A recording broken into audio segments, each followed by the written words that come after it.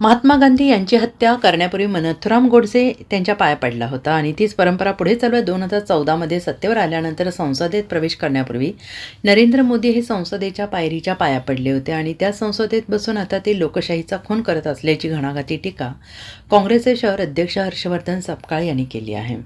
राष्ट्रपतींच्या अभिभाषणावर मोदी यांनी भाषण केलेलं नाही. याबाबत राहुल गांधी यांनी पंतप्रधानांमध्ये हिंमत नाही भाषण करण्याची असे केलेले विधान सत्य ठरते. ते नथुरामांची परंपरा चालवत आहेत. पंतप्रधान नरेंद्र मोदी पळपुटे निघाले अशा शब्दात काँग्रेसने टीकास्त्र सोडले. तर दोन्ही राष्ट्रवादी विलिनीकरणाबाबत त्यांच्या पक्षाचा निर्णय आहे. मात्र एक गट भाजपाच्या दबावाखाली बोलतोय आणि अजित पवारांसारखा लोकनेता गेल्यावर घुमजाव व्हायला नको होतं असंही त्यावेळी प्रदेश अध्यक्ष सपकाळ यांनी म्हटलेलं आहे. चीनच्या आणि भारताच्या सुरक्षिततेच्या अनुषंगानं नरवणे या मराठमोळ्या जनरलनी त्यांनी जे केलेले आरोप नव्हे तर जी वस्तुस्थिती सांगितली त्या वस्तुस्थितीच्या अनुषंगानं राष्ट्राला जाणून घेण्याचा अधिकार आहे. या भूमिकेतून आणि या भावनेतून राहुल गांधींनी काही प्रश्न काही मुद्दे उपस्थित करण्याचा प्रयत्न केला.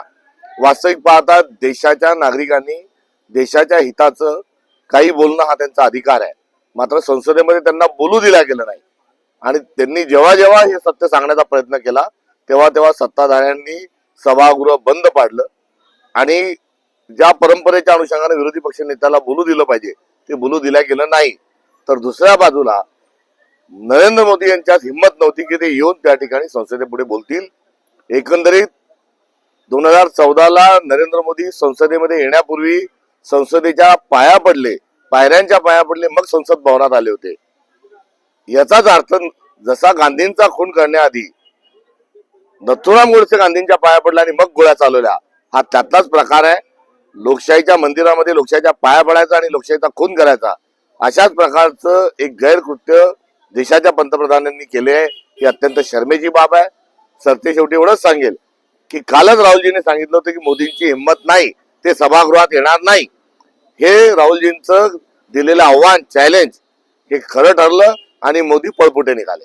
राज्यामध्ये दोन्ही राष्ट्रवादी विलिनीकरणाची चर्चा शरद पवार नावे करतायत. सुनील तटकरे म्हणतात की फक्त विधिमंडळापुरता आम्ही हा घेतलेला आहे, पण बाकी विलिनीकरणाबाबत काहीच बोलत नाही. आता या संदर्भातली चर्चा सर्वदूर होती, सर्व महाराष्ट्रामध्ये चर्चा होती. आता भाजपच्या दबावामध्ये एक गट हा बोलत असल्याचं आढळून येतं. शेवटी तो त्यांच्या पक्षाचा अंतर्गत विषय आहे. लोकनेते अजित पवार सारखे नेते गेल्यानंतर घुमजाव व्हायला नव्हता पाहिजे, एवढंच फक्त या निमित्तानं सांगेल. Bureau report SPN Marathi, Pandharpur.